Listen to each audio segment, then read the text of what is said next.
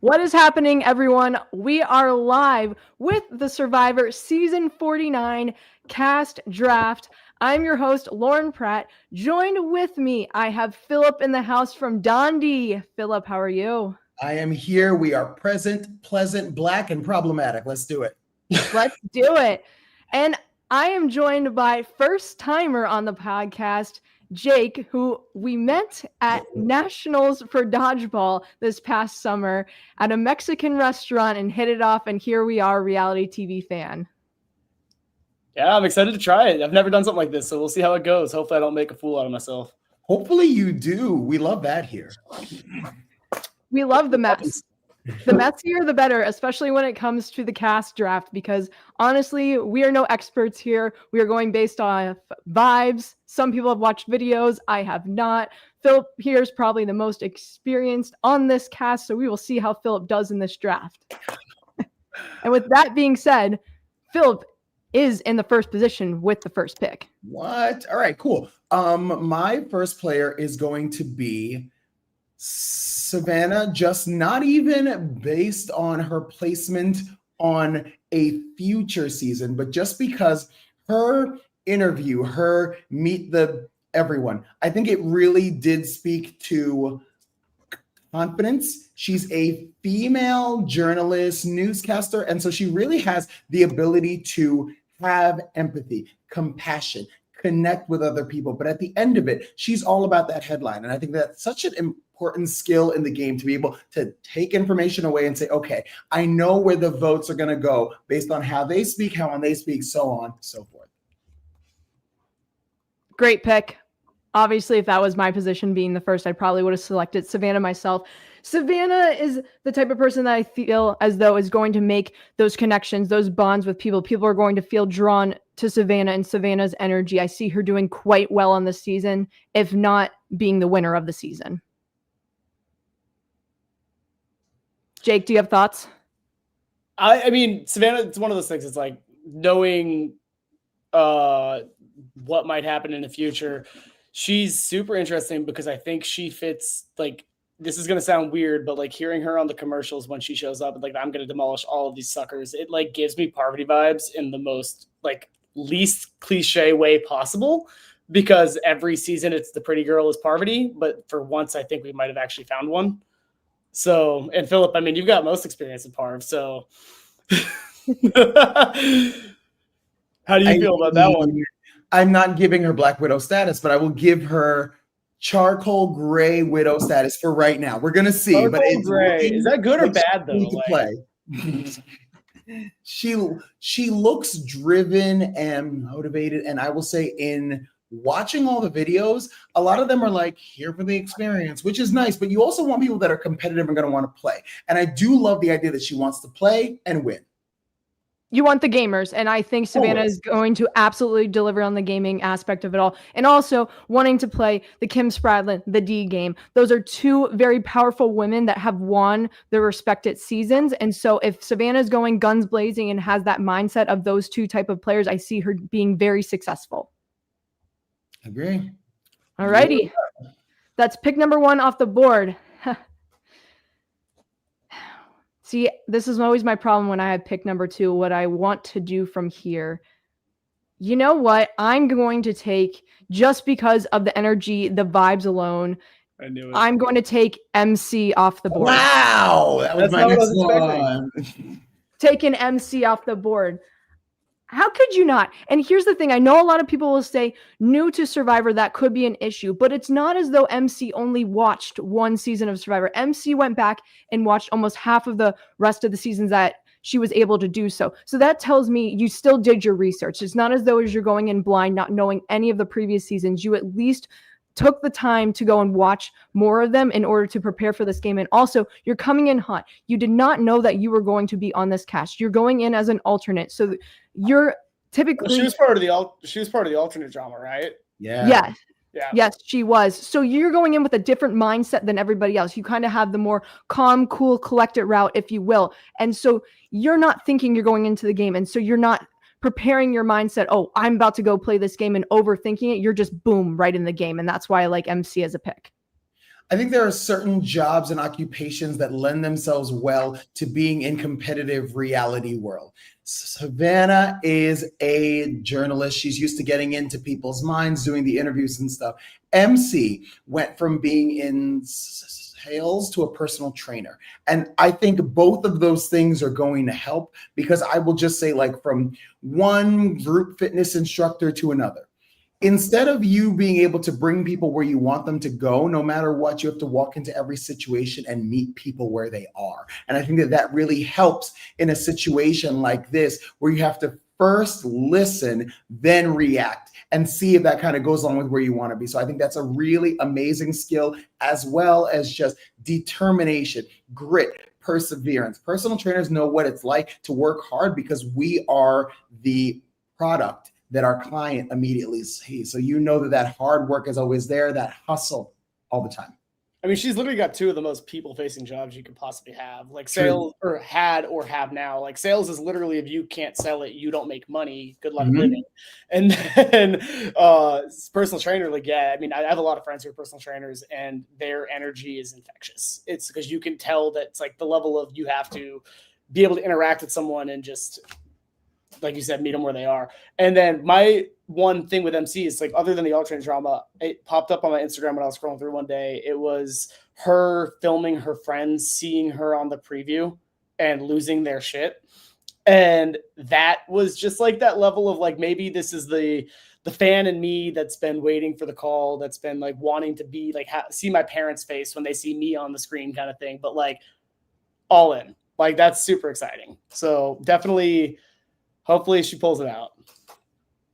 We can only hope. All right, Jake, you get 2 back-to-back picks here. All righty. Well, I mean, Phillip took the easy route. I did. And I think I'm going to take the other easy route, because if you have the balls to go on national TV and call yourself the RIZZ Riz God, then I think you deserve a little bit of the call out there. I mean, massive pride to or like huge props to him actually with his answers of what players he wants to play like. I think they're not akin to like the persona that we saw at all. Like you see it on screen, and like literally I think all of my friends just started jokingly calling each other the Riz God 15 seconds after that preview happened.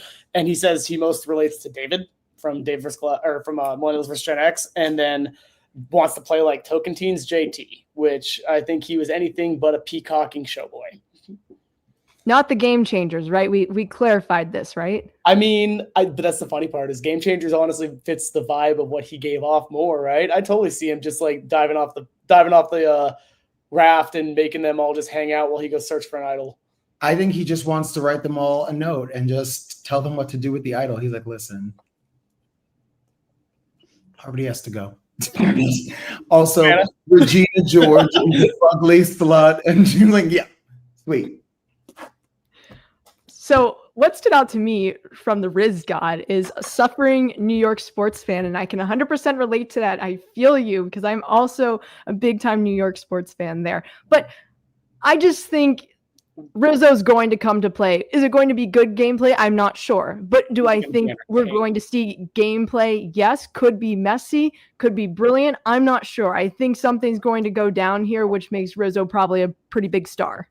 No matter what happens, we are going to be entertained by the one and only Riz God. Yeah, he kind of gives me Angela from Big Brother vibes. Like, it's going to be good TV, whether it's good or not. Unhinged, apeshit, crazy. Can't wait. Just like, you know, the complete opposite of the age spectrum of CBS and gender. But yeah. And I'm ready for the confessionals. Oh yeah, confessionals will be fun. And my second pick, this might be a hot take, and given that and this might be a homerism pick, but living in DC, I got to go with Alex. Just DC kid. I know way too many people who work on the Hill.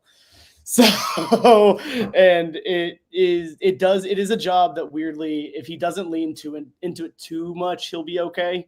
But if he leans too far into like, I'm political, I'm used to making deals and cutting things, like he's gonna be fucked. But I mean, odds are Jimmy did horrible, so Alex has got to do better. One DC's got to even out the other. So I'm going with that. All right. So what stood out to me about Alex a little bit is once an ally that's going to go and fetch the tea. So here's my thing. That almost says to me messiness right there, because if you're wanting them to go out and get the tea and bring it back to you, that's just going to start a whole bunch of chaos. And I think you're going to want the chaos to then precede that. And I don't know how I feel about that per se in terms of an alliance partner if you just want the tea. Because define the tea. What is the tea? Is the tea the messiness from other game players? Is the tea the strategy that's happening for them to maybe trying to get you out? I don't know. We're not defined here, correct? I mean, I think for me, Alex just didn't give me much personality wise. And my thing with any kind of reality show player is whether I love you or hate you, I want to remember you. And I did not remember him. And I watched him speak for 3 minutes. And so for me, I was just like, I just want more out of you. My whole big thing is I'm like, thousands and thousands of people apply for the show. It's your job to not only play, but show the viewers at home why you were chosen over everyone else. And he doesn't really give that to me yet. That's fair. And I mean, I think that's kind of the thing too, is that you look at those, like, I feel like that you just get that a lot. Like, one person that never stuck out to me in any preseason thing from a past season was Rachel. Yeah. And then and I remember thinking like, oh, wow, I'm curious how she got cast. Cause I'm not honestly seeing a lot. And then she got on the show and started talking. I was like, oh, never mind. Got it. Totally get it. So game time and interview time are very different worlds. Oh, absolutely. Because as well, when you're giving an interview, you have one mindset, but then when you hit the beach, it completely changes because every cast is different. So you do not know what other people you're going to expect to be out there with you and how their personalities are going to parallel with yours, or if they're going to be against your personality. And one thing I just want to throw into the universe before we move on, I'm sorry, we're slowing down, I'm sorry. But before we move on, I think that's almost like, I kind of hate that the alternates know that they're alternates. Just to give you a little bit behind the scenes, I guess I can, because I don't think I'm under an NDA anymore. Anyway, so for Deal or No Deal Island, they flew out like 20 of us and they picked the final cast of 12 right there in the hotel. We had to re-audition, re-meet them, whatever, because very often people are auditioning like online on like a Zoom and they can turn that personality on for 12 minutes. But when you meet them, they just kind of fall flat and you're like, oh, okay. So we were always in audition mode per se when we were there. And so I think it really does kind of help because you don't know who's going to go into the game. Whereas like MC like knew she wasn't. And so she was like, oh, I'm just like hanging out. And I'm like, no, you can't hang out, baby. You need to be in it 100% from the time you get there. I think that depends on what your personality is though, right? Because like totally. If you are like, if you go in going, I'm going into the game. And I mean, there's 2 people that are not on this list that were in that mode. But like, if you go in with that mindset, then you're going to be acting completely different where she might've been. Because like, I mean, Survivor's been really good about alternates get cast eventually. Yeah. And so like I'm here hanging out, get a free trip to Fiji, hang out for a couple of days, fly home after it doesn't work out. And then like, if it does, awesome. If not, I'll be back in a year for 51. So like, that's awesome. But like, I mean, it's just one of those, I think Austin Lee Kuhn from 46, same thing, same exact thing. And like you saw his video when he got told, like mindset changes immediately, get excited, then go. I just want, as a viewer, them to start playing. Like this season of Big Brother, the oven got preheated like what, a week ago, and we've been in there for 3 months. And I'm like, I don't know what's happening. What? Like White Locust or? I don't know what it is, but I'm like, you guys, can you play something? Can you do something? So for me, I just always love the aggressive game players that, like, to me, I'm like, Alex, can you wake it up a little bit? Can we get some more out of you, bud? So how'd you feel about Say then? Obsessed. Fair. Only because she didn't even make the merge. And in talking about big characters on the cast, people still mention her every time. And I go, that's the game. There's 48 seasons of a show. That means hundreds of survivors of every reality show. And Say will have the next time they do a returning season that can have more new era, Say is on the short list. No questions asked. Totally. Right. Say was always being talked about in everyone's mind, in everyone's mouth. I mean, as you said, not even making the merge and be able to have that much of an impact on a season, because when Say was around, something was always going on. Always. which this is what we watch for. We watch for entertainment. We want to see people, whether it's good gameplay or not, trying to play the game. That's what I don't want to see people sitting back and saying, let me just coast for a good placement so I can say I did well. What does that mean by doing well? You didn't play the game. I would rather play the game and be first out than not play the game at all and just get 4th, 5th, or 6th place. Agree completely. All right, that goes into your pick. All right, I am going to take, I'm very excited about this pick. I'm going to take Sophie B off the board. Nice. I love her. I'm obsessed. You know, just even saying like a quality, just the spiciness that just to describe yourself. I love a good spice because I know you're going to entertain and you're going to be a queen when you do so. And the other thing I want to say is wanting just to play your own game, be your own person, because that's really what it comes down to. Yes, you can play similarly to other people, but at the end of the day, you have to have your own mix of your own gameplay intermingled into the season, into the cast. I love that. I think she is smart. I think to be an independent female that lives in Miami, you just have to have a certain level of like street smarts about you. So whenever anyone's like, I'm from someone that was an independent female that lived in Miami on Survivor. Wasn't that? It was D. Yeah, I was like, wait, it was. As soon as they say I'm like a strong female that lives in like LA, Miami, New York, you can't screw around there. So like you already know that they're walking in ready to win. I love that for her. Oh, I'm here for that. Also, I loved one of the things that stuck out to me. I looked at her during her bio.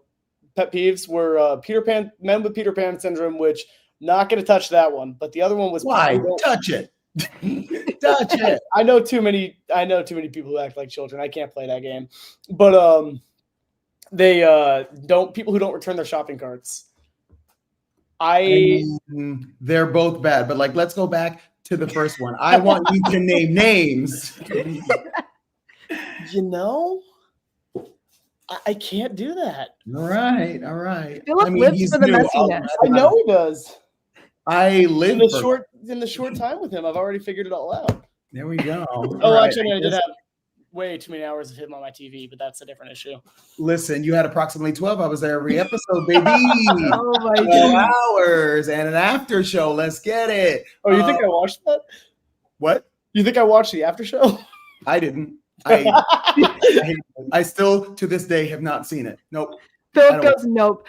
One more thing I want to say, though, about Sophie B is wanting an ally that is able to check you. I think that is so important to have that in a game, because if an ally just lets you keep on going, then they are not wanting to be even remotely successful at all. If they are checking you and saying, I do not think this is a good plan because it could hurt your game not only, but also my game. How can we fix this to work together to then progress ourselves further in the game? So I really think that is having a good mindset of an ally that you would want for someone to say, hey, shut up. Let's figure it out.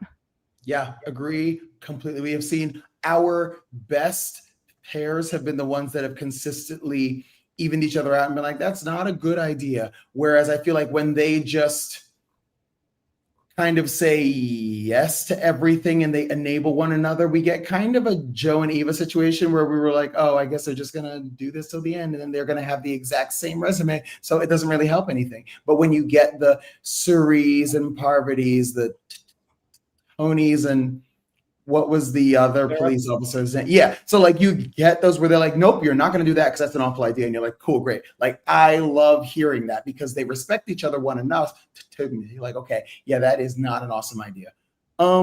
Is it my pick? You get 2 back-to-back. What? No. I get 2 back-to-back. He gets 1. I thought you got 2 back-to-back. No? You got 2 back-to-back. Yeah, so Phillip won. Oh, my bad. Phillip's first. I have it. Yes, Phillip's first. Yes. The order on my Phillip paper. gets Wow. I just didn't want to give him the advantage. That's like Jake's coming for you, Phillip. This is happening. Call somebody. The NAACP. All right, here we go. Let's get crazy and go with my boy Jake. I think that his strength is obvious, a physical strength. He's a nice guy. I think his weakness, ironically, is that he's a nice guy. He's from Canada. He's very warm and caring and compassionate. And I just get scared that he's almost too caring and compassionate where he might get taken advantage of. But that's me. I mean, think- he is objectively, this sounds really bad, but like not like he looks out of place in his tribe. Like straight up just out of place. Like I don't know how that's even going to shake out. Just looking at it from them, I don't even know who he connects with. Like you said, you've met him. You said he's a nice guy. Like everything like that. Like if he's only there for muscles, I don't know what the connection shakes out with at all. I also have a personal vendetta. The name thing, yeah. So. Listen, that is important in reality TV. There's a reason Parvati is Parvati. Want to know why? Half of it is good marketing and like branding. No one else has that name. So you're not wrong there. Oh, okay. I know. And I, just still waiting. It helps. It definitely helps. So Jake's saying about, nice people can finish first. Yes, I do believe that is true, but in the game of Survivor, that is very, very hard because people are going to constantly be trying to manipulate you, lie to you, how they're going to progress in the game in order to beat you. I think that's just a really difficult mindset. Do I think it can happen? Yes, it does. It's rare. But the other thing too is it's just clocking to me exactly Joe from 48. Nicest guy. Everyone loved Joe. But yet we see Joe finish third. You can play a game like Joe, but you have to be as physically successful as Joe, where he didn't need to get messy necessarily. He could just win things. But that means that you have to consistently win things because everyone now knows that you're a threat. And at least Joe had David, and even Kyle was pretty athletic. I don't know who Jake is going head to head with on this tribe. I mean, that gives Jonathan Young vibes then, straight situation where yes, extremely. Yeah, he's just gonna drag his entire tribe on his back, uphill both ways. On his back, on his large Canadian back. This is true. All right, Phillip, who do you have next? Sorry. I want to go with Sage because she's a weirdo. I'm obsessed with her. I've watched the videos. I think she's super cool, super strange. And I mean that in the best way possible. And one of the things from her interview that stuck with me is she said that people make a big mistake. They said that people always mistake her for an optimist. And I think that that's so funny that she's like, no, people really think I have a positive outlook. And I just don't. And I think that's so great. I think you have to know in things like this. And again, it goes back to Savannah being a journalist, MC, being a personal trainer. She was in the armed forces and she knows how to talk to people and connect with people as well. I think that's another job where I'm that helps when you're sleeping outside in the rain and you're this blows. She's I know, but it's not worse than what? Iraq? And they're I guess not. And it's over. It's done. It's done. And so at the end of the day, I think that is another one that I'm you have a good job, a good position, good experience to do really well here. No, for sure. And I actually think on the flip side of keeping again, haven't seen the video. Is she planning on keeping her service quiet? She didn't make any mention of it because they don't really talk a lot of strategy. Yeah, that's fair. She only had 2 or 3 names, right? But if it were you, would you? It's hard. I don't think I would. Well, I wouldn't because of what my title is, but that's just because I feel that would unnecessarily paint a target on my back. And also the last time we had a nuclear engineer in the show, it was Jatia. So I wouldn't do that. But it's one of those things where yeah, you said oh, is it that? I think the whole mindset of is it worse than Iraq? Keep that inside. Don't throw that at other people because you don't want to it's one of those things too. It's right. It's the same the Joe Eva situation of it all where you have these 2 people who have incredible stories and everything there, but at the end of the day, it almost becomes a detriment where oh, well, we got to get rid of them. Too good of a story, because the story metagame gets way too deep. Yeah, I think that my honest answer, and we can throw this around a little bit, just societally speaking, as a male player, I would not share that I was in the armed forces. As a female player, I would immediately share that I was in the armed forces. That's actually a good point. Because I just think it comes down to them being oh, we respect her, we're not. And is that correct? Absolutely not. But like, let's call a spade a spade. I think like, especially to be a woman like this, they're going to be like, we need to like keep her around. She was in the army. And you're like, cool, great. Okay. Right. I think there's a lot of different ways you can look at it for sure. The wackiness. So what type of wackiness am I getting? Am I getting the Debbie from Korong wackiness? Where are we going with this? She says she collects her black heads in a jar. So like weird. And like all of her childhood photos are like her playing with makeup as a kid. But like she drew like a unibrow and a mustache. So like you're not like I mean weird. Okay. So she collects her what now? Her black heads. Like I was hoping you didn't say that. I said it, but I don't believe it. I don't even know what that would look like. I'm just going with what she said in the video. That's all I got for you. It's like, what in the Dr. Pimple Popper? Like, what the? I don't know. I don't even want to know what it looks like. I just know that, like, I was like, you're such a beautiful girl. And then she started to say all these things. And I was like, oh, which I like Eccentric. I love a good character, personality. I'm here for it. I think she could only be compared, let's say, to maybe like Carolyn instead, where she's like weird but endearing in a way. Does that make sense? Yeah, no, I think that makes more sense. I think, I mean, like there's Carolyn weird and there's Debbie nuts. Yeah, not that. Yeah, no. That's where I wanted to know. I said, well, where are we going with this? I'm sorry. I know. I threw you off guard on that. Is Sage going to say that what Sage collects to the tribe? So. That's my only issue, because I'm sorry, if I'm sitting around the fire and someone says that, I think I would just sit there, because I don't know if I'd have a reaction, because would say to myself, this is the most outrageous thing I maybe have ever heard as a hobby that you do on the side. So I don't know how to feel about Sage. I am going pretty down lower after hearing that, because as I said, I only did minimal research for this. I did not watch the videos. So Sage, for me, give me some wacky confessionals, be entertaining, but then flame out the pre-merge. Also, +1, she also said shopping cart. We love that.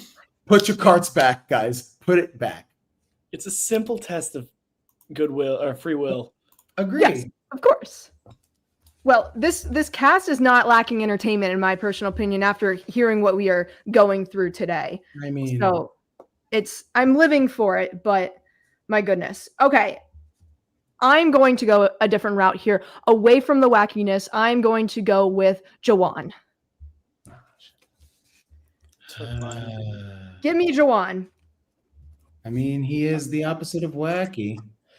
Well, exactly. So that's what I said. I need to change up the course here. I don't know if you like my pick, Philip. I'm just looking based on your facial expression. I can't tell. I mean, he's another one that like is a good guy, but like I have to think as a viewer, is he going to bring me a show?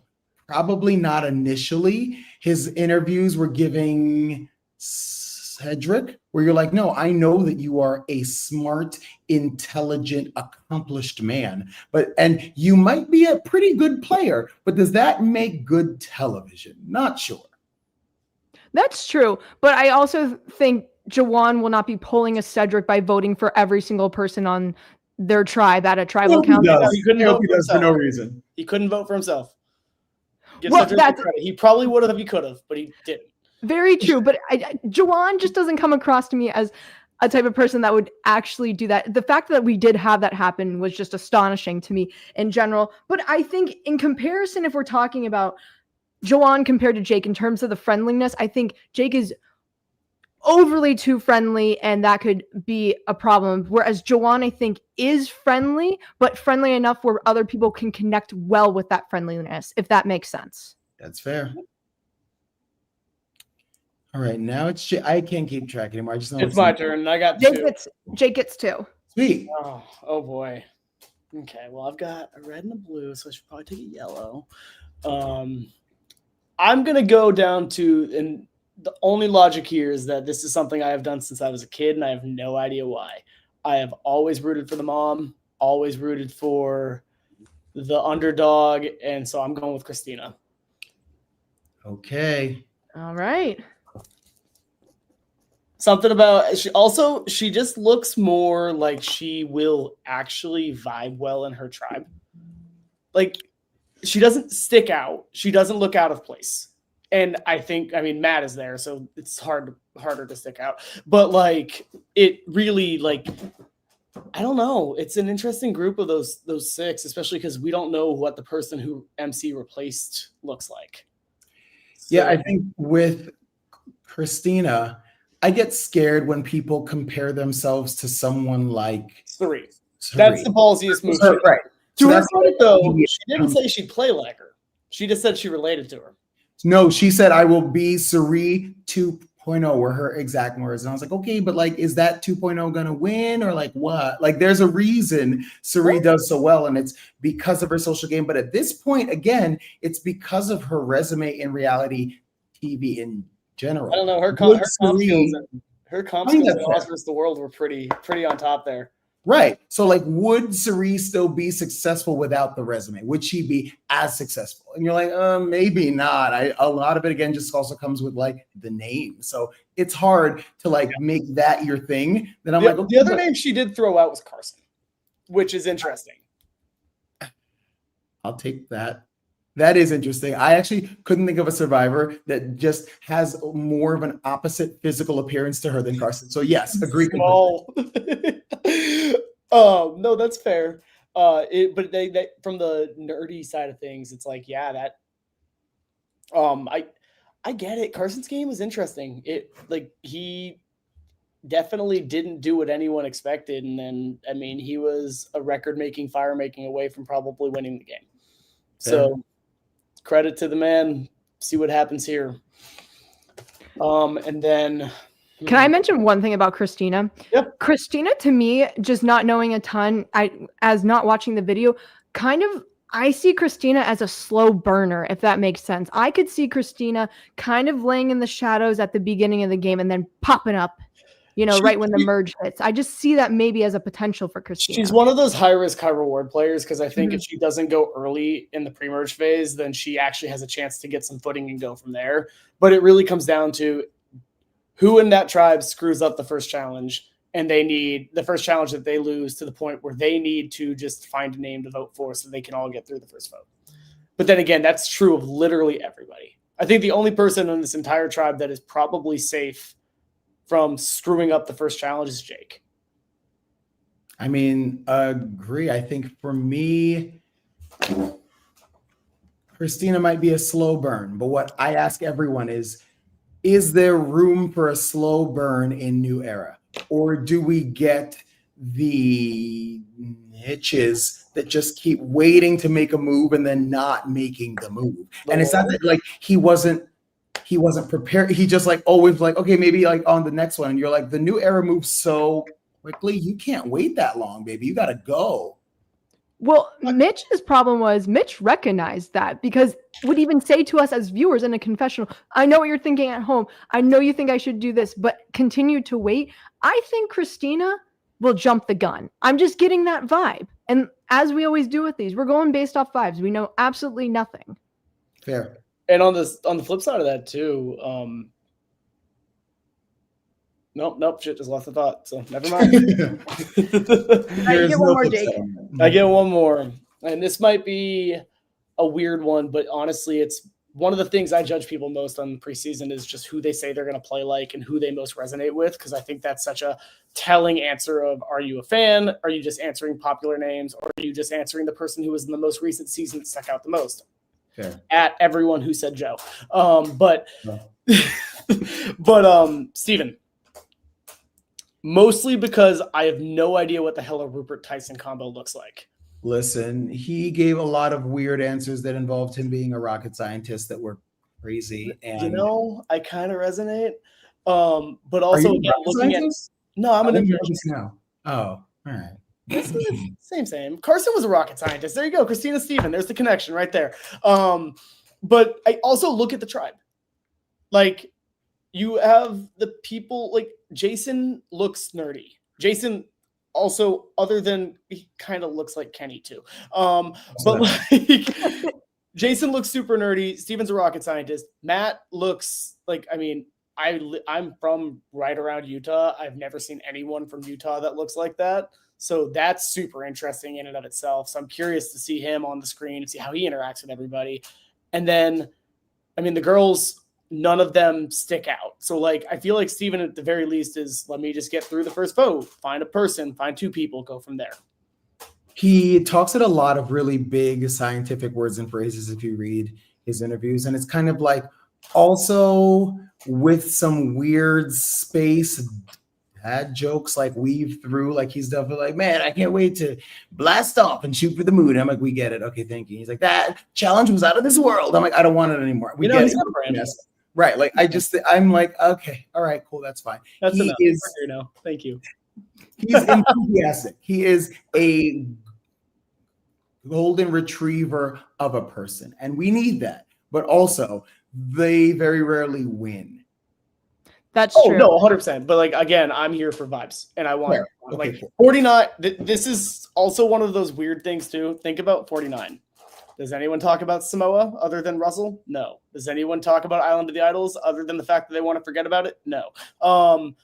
The seasons before big name seasons are almost always lost to the ether. No one is going to talk about this season unless it's flashy. Fair. That's true. So my thing with Steven is, I think as the interaction is what it's going to come down to. Are people going to take into, as we said, the jokes that Steven has, you know, the high intellect that Steven has? That could be difficult for some people. We don't know. The other thing I want to point out, did Steven name his dog Rupert? Yes. His dog is named Rupert after Rupert. And he is also hearing impaired. So he said it made him a really good listener because he had to really like physically pay attention to what people were saying a lot more. And so I do think that will help him in the game, but it's always hard because like when people are constantly whispering and communicating, that's almost like he's at almost a big disadvantage. So it does give me kind of, I know that, okay, he has a lot of hearing loss. He's not necessarily hearing impaired. I want to make sure that we use the right phrasing on that. So I'm not talking necessarily like Matt from Big Brother, but I do know that that's just like an extra hurdle to work your way over. Oh, 100%. Definitely. And the fact of the matter is, has been dealing with that. So then knows how to navigate that component, right. That piece. So I think that's going to be very beneficial. My gripe is, out of all names, you're going to name your dog Rupert. I mean, I have a dog. My family has a dog named Michael. I can't talk. No, but I love dogs with human names. I live for it. Yeah, but does this dog, you know, crack a bunch of wood in the middle of the night when everyone's trying to sleep? You don't know this dog's skill set. Yeah, he might. He might be a pirate. He might. Well, he probably steals shoes. So, like, he's already kind of halfway there. That's true. So he sleeps a lot during the day. He's good. He's fine. He's fine. Okay, that's fine. I will let the Rupert naming of the dog slide. I just wanted the perspective from everybody else here on the panel. People named their kid Colby after Australian Outback. Like, is it really that weird to name your dog after a Survivor player? No. Colby's fine. I'm okay with that. It was the Rupert. Listen, I will stand on my ground with this. I loved Rupert 1.0. Rupert to me could have been a one and done, and I would have been just fine. Oh, come on. Rupert 2.0 was fun too, though. I will give you a hole in the ground and make it a shelter. Well, that was just stupid. Well, yeah, but it caused Jerry to lose her mind, and that was kind of funny. Fair enough, and I will give you that. I will slightly give you all stars, but anything after that, I was all set as a viewer.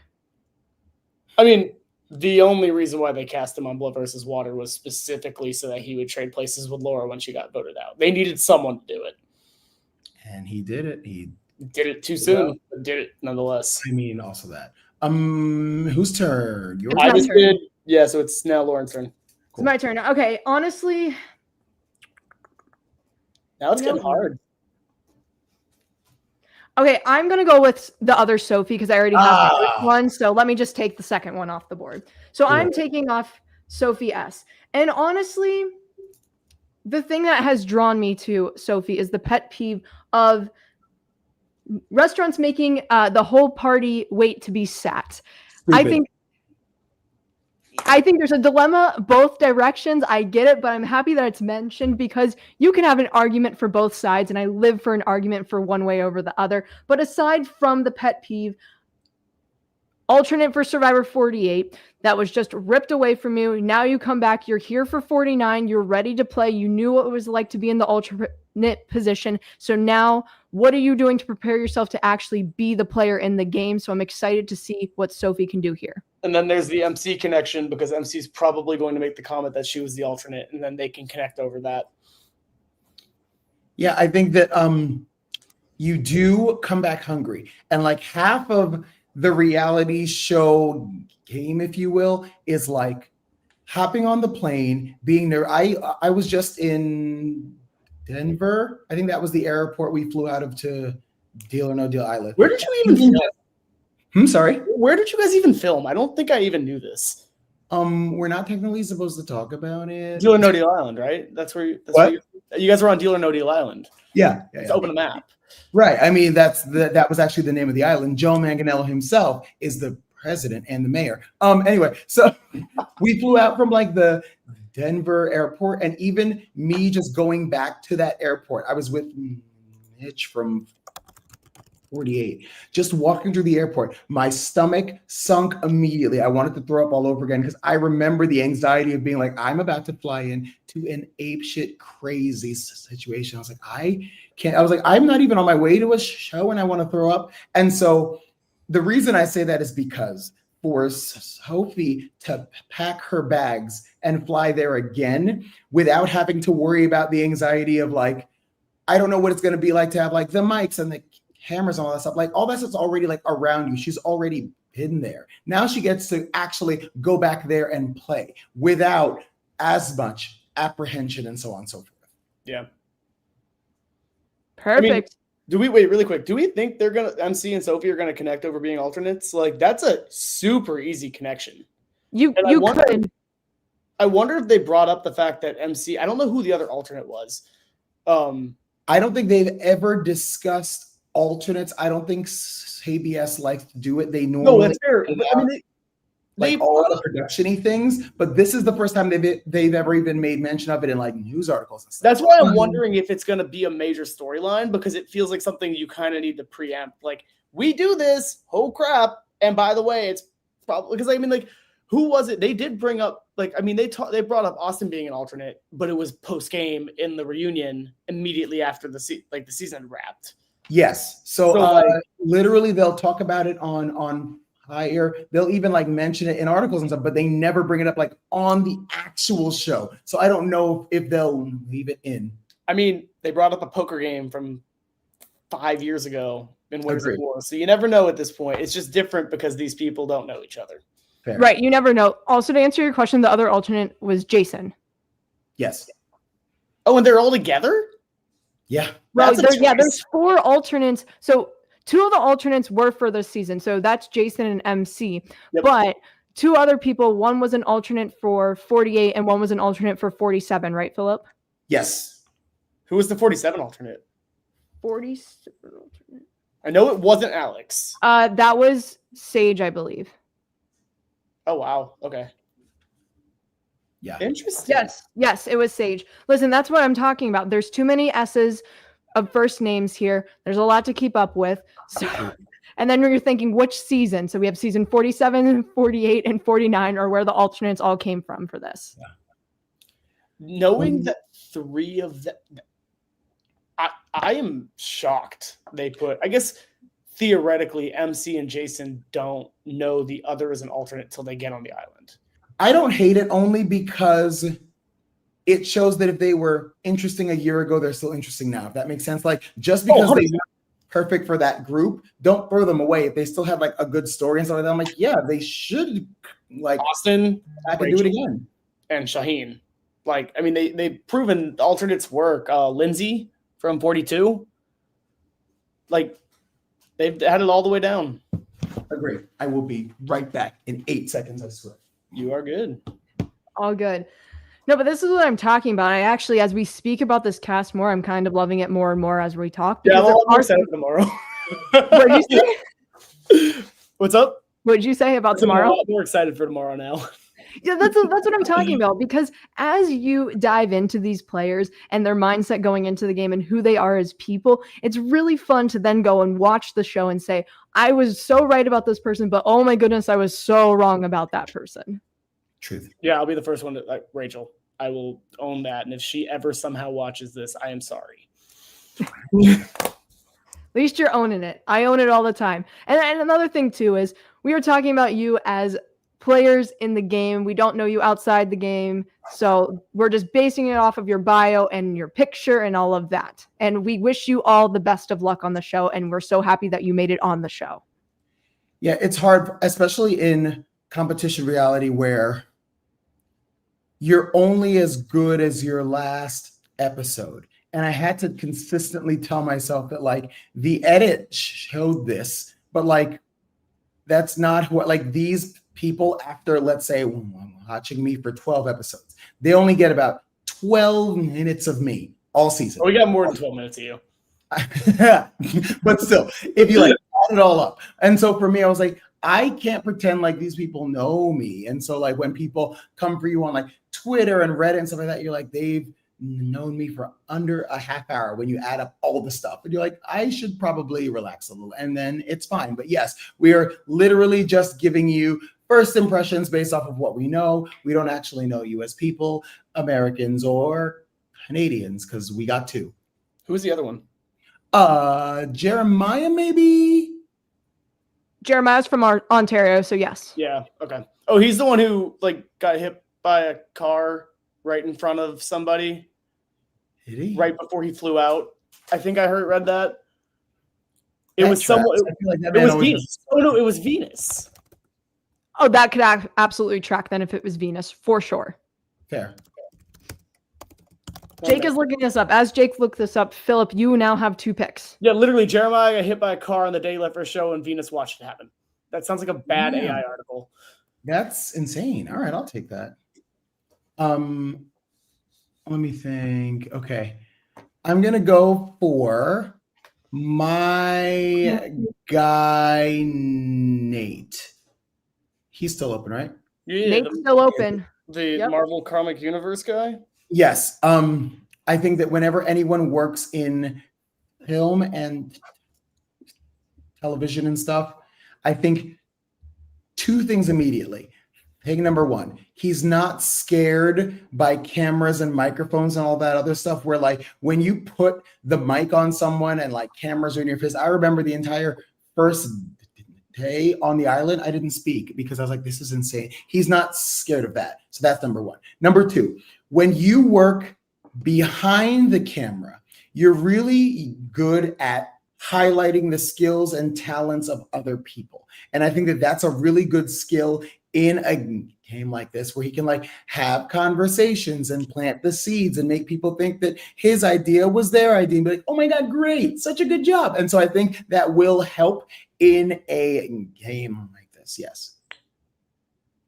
No doubt. I absolutely agree. I think those are awesome points regarding that. The only thing that stands out that I believe could be a detriment potentially is talking about people that take pleasure in deceiving others. I'm sorry. We are playing Survivor. There are going to be people that are out there deceiving others. I don't know how there's a respectful way to do so. I mean, you are going to lie. That's the purpose of the game. The purpose is to be the last person standing. I mean, the only thing I could say is a lie that you don't need to actually tell that doesn't have any impact in the game. That I understand, but people are 100% going to be deceiving. That's the name of the game. So I think that is something that could be maybe a detriment in terms of that mindset of, I'm not going to do this, and I hope other people don't do this, but they're definitely going to. Okay, but I think what he said was taking pleasure in it. We have seen people make hard moves that they didn't want to and be like, I am so sorry. I have to vote you out anyway, but that's not like they've at least regretted that person leaving the game. Not regretted their actions, but at least like regretted that person leaving and be like, oh man, I wish they were still here, but I have to win. And I'll take that.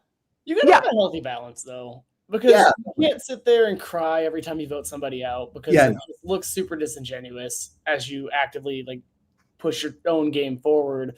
But like, yeah, like I kind of like the Camilla method where you just keep yourself quiet, keep yourself stoic, but then like in the confessionals, you just start giggling And like that, like when you realize it's like, I thought this was gonna be hard. It wasn't. This is fun. Like, Yeah. I agree with you, Jake, on that. If you are just crying for every single person going and saying, "Oh my goodness, I'm so sorry," it's so not genuine at all. And that, as a jury member, if you watch that go down, you're saying they're doing this for every single person. They can't possibly be feeling the same type of bad for every single one of us. Who was that? There was someone who did that recently, and I cannot remember who it was. It might come back to me. But yeah, I feel like there was someone who like very much like lent themselves to, oh, I'm gonna like they cried too much.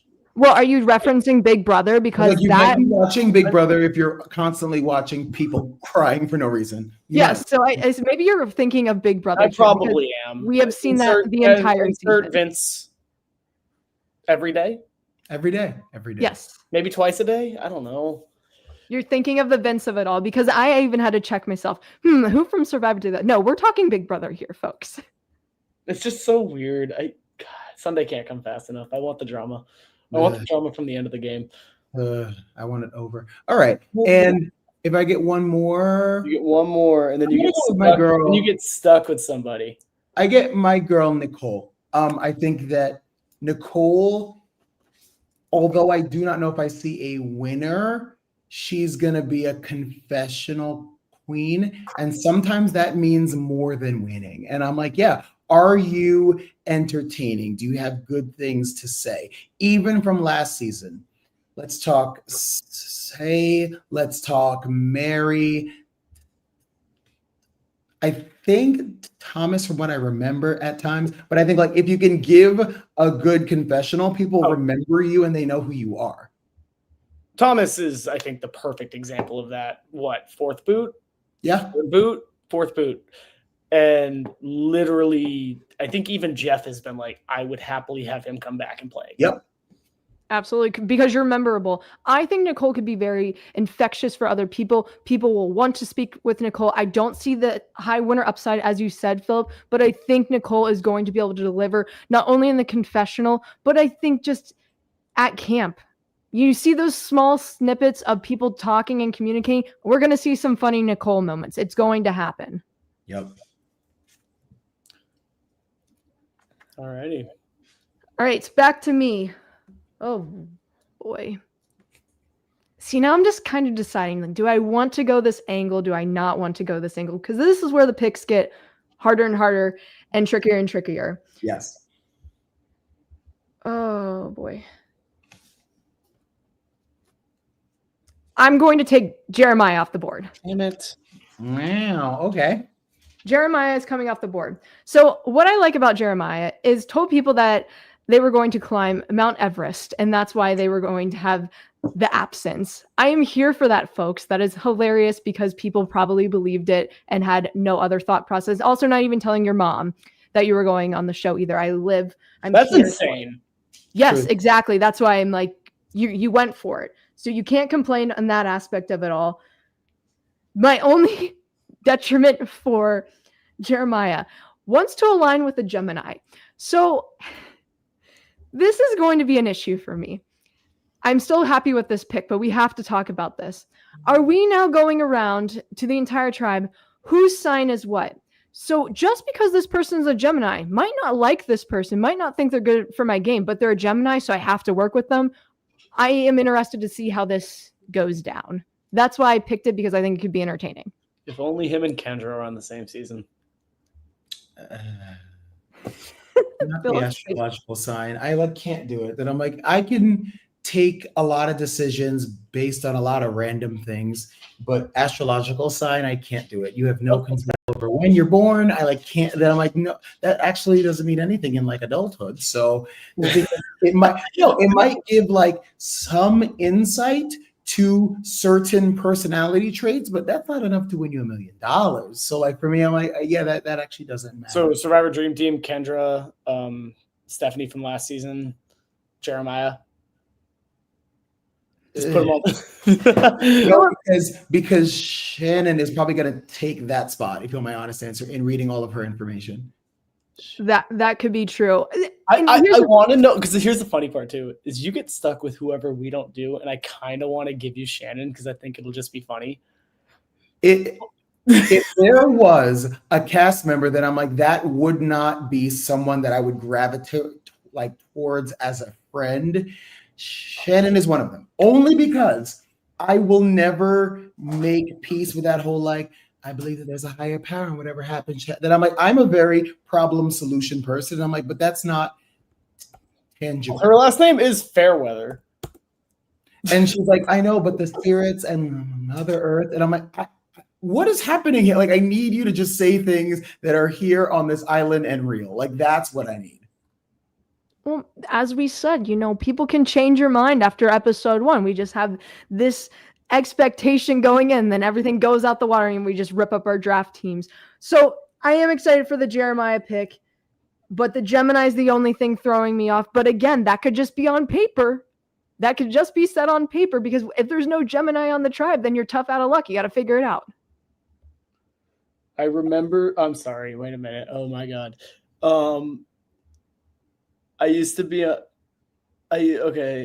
I found my love for travel, meditation, and God. I remember being in the womb, Virgo sun, Libra moon, Gemini rising. Well, maybe Jeremiah and her will get along.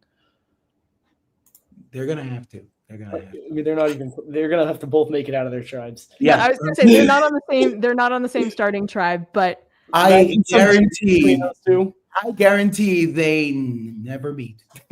I don't know how or why, but they're not meeting. This is Philip's hope that they don't meet, because Philip will not be able to last through this season if he sees that connection right there. It's just, I think being a spiritual person, but also I'm like I'm such a black and white, like those three women could not be more different. Savannah, Sage, and Shannon. Yeah. Oh yeah, totally. Other than we know the editors, whenever they vote for one of the girls, the editors are going to have a field day with everyone just writing S on the paper. Totally. Over and over. Crazy. All right, Jake, you get your final 2 picks. Last 2 picks. Okay, who we got left? We've got Shannon, Annie, Matt, and Jason. This is going to be interesting. It is. That's at this point it's you go for the shock factor of it all. Which person here is going to surprise me and do well?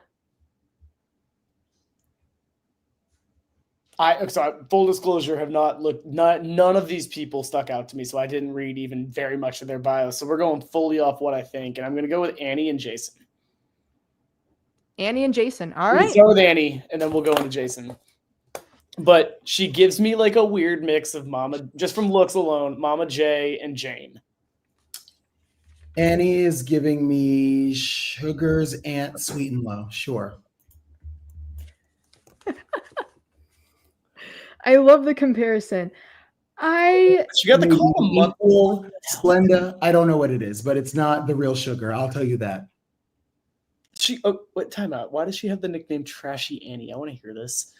Also, she's from Portland. Okay, I'm kind of here for this now. I'm now going a little bit deeper. This is fun. Philip, do you want to explain the Trashy Annie? Yeah.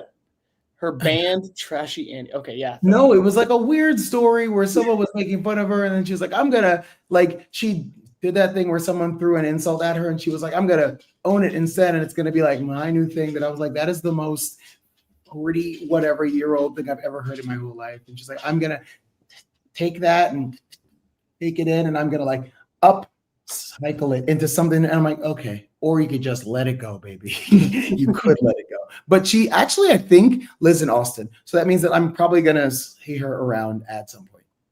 Oh, you probably will. She does live in Austin. And she's a musician. Also, the fact that she straight up got called a month before. It's impressive because you have no prep, really. All you have to do is, I have a month. I mean, think about it. People get physically fit for this show for months and months and months before going out. They prepare themselves mentally. But I will give it another opinion on that, though. I almost think it sometimes could be better to not have as much time to prepare, because then you start overthinking it and you're going into the game with so many different scenarios, so many what ifs, so many should I do this, should I do that? Whereas if you have a month to prep, you're not really going through all that because you're prepping for leaving your family and doing all those things before you're really getting in that mindset. So I think it could be a benefit going in with that. So hot take, and Phillip, I mean, you're the only one here who's actually done a show, so I'm going to just kind of put you on the spot here. But like, do you think over preparation is more of a hindrance than a help? Or like, Yes. I was one of the last additions to the cast, and they told me 3 weeks out. And even that, for a normal, anxious millennial like me, the thoughts and shit that I had for 3 weeks, I was like, imagine if I had this for like 2 more weeks, I would have driven myself insane. Yeah. 3 weeks gave me just enough time to order clothes with no name brand or logo on it, figure out what I wanted to wear. We had to submit 24 outfits, get all these medical tests done. And then remember, I didn't know how to swim. So I went to the Austin Swim School, put swimmies on these big ass arms and taught myself how to swim. And so I had 3 weeks where I was working consistently, where if I had any longer than that, it would have definitely not been good. I mean, that's fair. Yeah, I've been a big one thing I always think of is when people come in with I'm going to do this, I'm going to do that, I'm going to do this, I'm going to do that. You start creating your game in terms of a checklist. And when you're like, fuck, I haven't found an idol yet. Let me go do that really quick. Yeah. It turns into you're no longer flowing. And so much of Survivor is you kind of just got to ride waves. Yeah. And all right, Jason. This pick is solely based off of Philip's statement about Shannon, so I didn't want that. And then it was between Matt and Jason. And if Matt ends up being Gabler, I'll eat I will eat. I'm not eating a sock. I'm not pulling a Francesca here. But I will. I just have a hard time looking at this cast. Also knowing now that Jason is an alternate, knowing there are 2 other alternates on his cast, I don't think it really just depends on how awkward he is. But if you say you are most identified with Kenny from Gabon, the pro Smash Bros character who had an unlikely alliance with Crystal Cox of all people, Gabon is something. So I want to see it again. Gabon's a Hot Mess Express season, one of my favorite seasons of Survivor. Because of that, I know it's a hot take, and I will stand on that hill for it, and that is totally fine. For me, if you have a person that you're picking out from a Gabon cast in this era of Survivor, I love. And the fact of the matter is that it was Kenny. And let's talk about this real quick. Kenny at the beginning of the season was very out of place, was definitely awkward, had that little thing with Michelle, and that didn't work out because Michelle was first boot. Sorry if you haven't seen the season, but you should watch it now. I only gave you one thing from it. It's only been 15. If Jason comes into his own, so sorry. If Jason comes into his own, though, I think we could see some success. I think he could be a very likable person. But what Jason, I think, needs is a good ally. If Jason has a good ally in the game, I do think potential is there. Who is it in those 6? Okay. I have one main problem with Jason, and it is also one of my biggest problems as a fitness instructor. He describes himself as just a little guy, and that to me is a red flag, because even if you are the smallest person, some of the most let's all go back to college years. Who was the scrappiest, loudest, drunkest sorority girl you knew? The one that was 4.5 feet tall, that was always in a fight or argument. I need you, even if you're small, to not let that scrappy. And so if given the opportunity to describe yourself and you say just a little guy, if you don't believe in you, I don't believe in you. That's how it goes for me. Well, there's the time for the arc. He'll figure it out there, and he'll realize he isn't just a little guy. I agree. I think that he needs the show more than the show needs him. But I think we only remember the people that the show needs them instead. True. I mean, another uptick for Jason for me is the Dance Dance Revolution. I'm here for it. I love that game. So there's upside to this person. All right, folks. But I get where you're coming from. I need to see it to believe it in Jason. So show it to us, man. He's also a Smash Bros. Character. Oh, man. Oh, okay. He's a Smash Bros. Player. No law clerk. There's a lot. Let's do There's it. a lot of layers to Jason, is what I'm feeling here. So I think it's either going to be. Sorry, how is Panda Express a hobby? See, the moment I say something good, then we get this. I just like think about that though. Like, imagine like we know like Sandra's favorite restaurant was Outback, right? Like, you can have a favorite restaurant. It doesn't need to be a hobby. And also what I'm saying is you knew you were doing this interview for like Entertainment Weekly, where like this is how you introduce yourself to the world. So although I have things that make me nerdy or dorky, or my favorite cereal is like Cinnamon Toast Crunch, that's not what I'm going to include in the article introducing myself to the world. If we're talking about On the Island or whatever else, okay, sweet, great. But like the sheer fact that he mentioned all the things that he did, in knowing that like they wrote these responses down and submitted them. He was like, yep, Smash Brothers, got that. My favorite hobby is a fast food restaurant. I got that. And then I'm like, oh no, this is bad. Then again, he's also on the show and I'm not, so who am I to talk? I mean, there's that. There's always that. Listen, if Jason has a good run, makes some good moves, finds some idols, I will be living for it, because as we said, you just don't know what you're going to get until we see it. So Jason, surprise us. Okay, there's 2 picks left.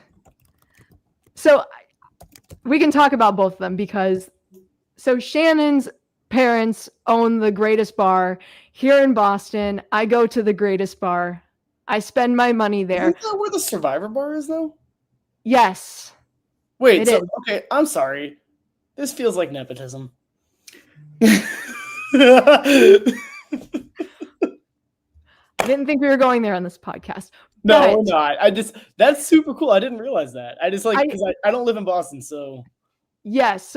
So I believe it is so the greatest bar is a 4-floor bar. And so I think 2 of the floors are the cafe, and then 2 of the floors are just the normal greatest bar in itself. Philip's shaking his head, so that makes me feel better what I'm speaking about. But that would give me a reason to pick Shannon, because I go and spend my money there. But I am not going to take Shannon. I'm going to take Matt and leave Philip with Shannon, only because I think it would be funnier, and I love Philip having a good time talking about some of these contestants. But let me speak on Matt first. I'm here for the airport ramp person. Come on. It's quirky. It's different. Like, that's not what I'm expecting to see someone put down that they do for an occupation. So I'm not mad about it. Also, oldest contestant on the season, correct? Yes. Yeah. I root for the older guys sometimes. We have stressed it enough that even going to Big Brother, we want to see older contestants be on these shows and represent. So I'm hoping that Matt can bring us that on this season as being one of the older contestants, and that is why I'm specifically rooting for him. And then also making the point, hoping that he can win so he can buy the Sanctuary, because we don't hear about the Sanctuary enough. I hope you do buy it, so then the Sanctuary is no more. So that is why I'm rooting for Matt. We love that. I look forward to seeing how he maintains his dreadlocks on the island, because it is a very hard hairstyle to maintain without consistent products. Yep. And precisely not dreadlocks, Santa. Agree completely. It's like, when that girl in 3rd grade went to the Bahamas for the holidays every year, she got this man. This man came down her hotel chimney and delivered all the gifts. Dreadlock Santa, ladies and gents. Yeah, I like him, but again, he might be another one of those that needs the game more than the game needs him. And as a viewer, I think you really want to see people that like the game needs them. Like they have like a dreadlock Santa-sized hole in it that he's like, I'm here, guys. I'm ready to go. And I just don't know if that's him. What do you think, Jake? I don't know. He sticks out, that's for sure. And you have no words. This is the problem. He gives me like worse Gabler vibes, and I didn't like Gabler. And I mean, I ate those words, so we'll see what happens there. Yeah, the only thing to talking about clinging, when can you cling to a telephone pole and be in your underwear? I I You don't can know if do that that's something outside. that You just I might get in trouble for it. aspire to do. I would just do it because I need to do it to win a challenge, but that's not something where I go, I mean, I he want to can do do it this. out in Utah. He just might get questioned. He could do it every day as a stripper. We don't need to watch it every week. Like, I'm good on that. That's fine. Yeah, exactly. I don't think that's why I'm going on Survivor, so I can just be in my underwear and wrapped around the pole because it's the most flattering thing to see. It's the only reason why I want to go on Survivor is so I can just be on a beach for 26 days. All right, Matt, we will Kidding. see. You're in the Jason path for me, but I think Jason might outdo you a little bit. Yellow's gonna be interesting. I have no idea what the hell's gonna happen over there. Who goes No. home? Who's the first boot in every tribe? Oh God. I guess we could talk about Shannon, or have we Talk already? about Shannon real quick. Oh, Listen, well, leave Mother Nature out of this. She's here. She's gonna make sure we all have like clean air and stuff. She's gonna read us our horoscopes. She's still giving. I make natural deodorant in the garage. Like, that's fine. Whatever. It's not that serious. Okay. I hope I run into you, Shannon, at the greatest bar. That's what I'll say.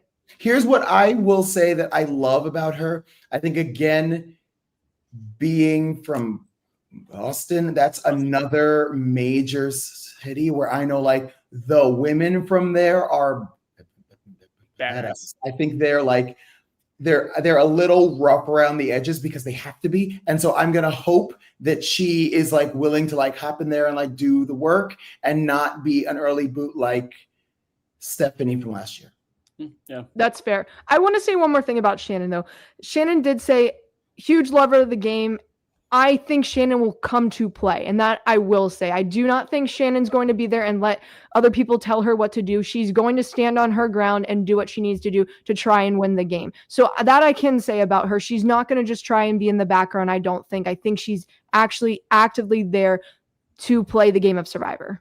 I love that. Perfect. We got our teams. Done. Alrighty. Do we want to do who we think goes from each tribe first, real quick? Oh God. I want to do, can we do one player that you think is going to be an early out and then one player you are really excited to see play the game? I'll take that. Perfect. We can do that. All right, Jake, do you want to go first? Yeah, I'll throw my early out.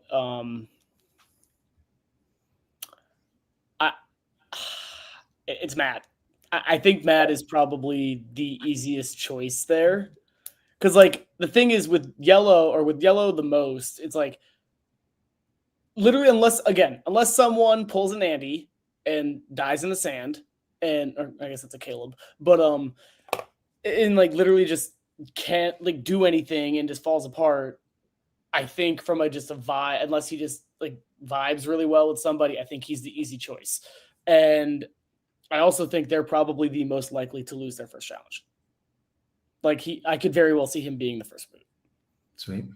And who are you so excited to watch play? Easy. It does not need to be for like a positive reason. You're like, no. I just need to like see what's about to happen. I mean, then by that answer, I am most excited to watch Shannon play. Okay. Solely based on the fact of like, I feel like there's that, hey, she's got everything here. And I mean, you called her Mother Nature. And like, if she can do it and turn it around, she's with the two big names. So let's see what happens. And maybe she works with them. All right.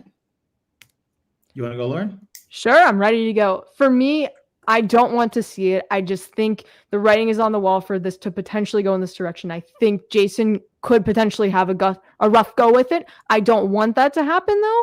I am rooting for Jason, but I just think based on the layout, we could see that being an issue for Jason's gameplay moving forward.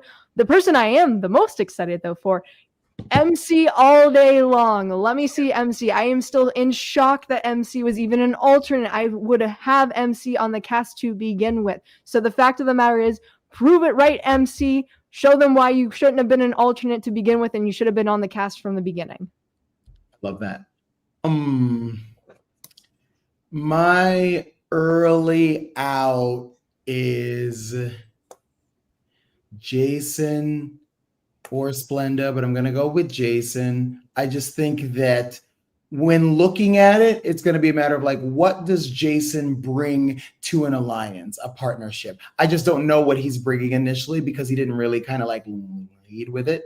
And I hope he doesn't get held back emotionally by the fact that he was an alternate. So to be told that you're not good enough to play, then get thrown into it, I hope that doesn't affect him long-term and instead think, oh, that's because they made a mistake the first time and now it's really my time to play. That's what I would love to see. And my player that I'm excited to watch is probably Nicole, because it did you guys watch that like influencer Survivor? I had put up the other day. Okay, cool. So they had all these like regular ass like people, but they're all and no exchange play, right? And so for me, well, I mean, even so, like they didn't in any way train for Survivor. They're just like at home watching it, and it was so interesting to watch how normal people react in the conditions that they're in. It's like if you watched normal people like in the Olympics, when you're like, oh, how would we react in that? And you're like, oh, okay, cool, great. And so I want to see how Nicole handles the elements, because I feel like Nicole is probably the closest to just like a civilian. So I'm like, yeah, I want to see how you navigate this, how hungry you get, how hot you get, so on and so forth. She's from Philly or Brooklyn? Philly. She is from Philly, but I believe she like grew up in Brooklyn and then they moved out there. I'm just worried because the last time we had a super fan from Philly was Brandon. Well, I don't think she's going to go the way of Brandon. Well. Yeah, well, seriously. We hope not. Never. Yeah. Well, we have some strong teams here. I wrote them all down. I did too. Jake, if you want to take it away. All you. This is yours. All you. Sure. All right. With Philip's team, rounding it out, we have Savannah, Jake, Sage, Nate, Nicole, and Shannon. Philip's favorite pick. I'll take it. For my team, I have MC, Sophie B, Jawan, Sophie S, Jeremiah, and Matt, rounding out my team.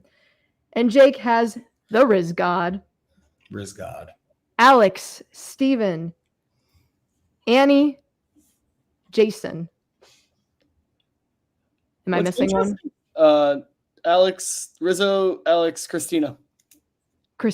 Yes, we have Christina. But I think it's a good balance for all of us. I think we got some really good players, everyone on their teams, and we have some mystery players on all of our teams. So I'm excited to see how it pans out. What's interesting is, Philip, you don't have anyone from yellow. Okay. And I mean, Lauren, you have no one from red. Isn't yellow that tribe that historically is like always a disaster? Isn't that a thing? I mean, Malolo was orange, but that's close enough. We got Matt Singh, which is blue, and then Oolong was also blue. So we've got a mix of it. Red's typically the strong one, though. All right. You got 4 of them. Well, you know what? Sometimes you just don't base it on the color tribe they're on. I need to base it on who the person is, because I can't look at all of that. That's so much research to do. We come in here not fully prepared, all of us. And I like coming in blind to these cast drafts. I don't want to know everything about every single person. I mean, honestly, at this point in the new era, we do so many tribe swaps anyway that I try not to base on that, because I'm like, they'll probably be there for what? Maybe 3 episodes. So I'm like, okay, cool, whatever. I mean, that's like, is it? We've only had 1 true tribe swap in the new era, though. Like 1 true one. Yeah, but like, you know, that whole like, we're going to be 3 tribes, then 2 tribes, then right back to 3. Then we split it and you do like 2 individual eliminate. I'm like, okay, you know what? It doesn't matter anymore. There's no like the real, like the Survivor merge game doesn't start till 10. Oh, yeah, totally.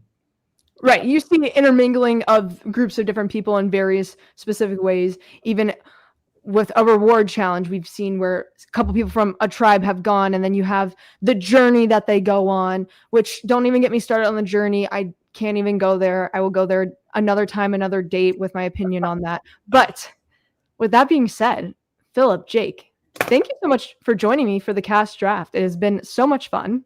Of course, pumped, excited, ready to get it going. I think they have done a lot of advertising and marketing and PR on this season in the past 3 to 4 days. I mean, do I think in the long term they probably could have hyped it up a little bit more?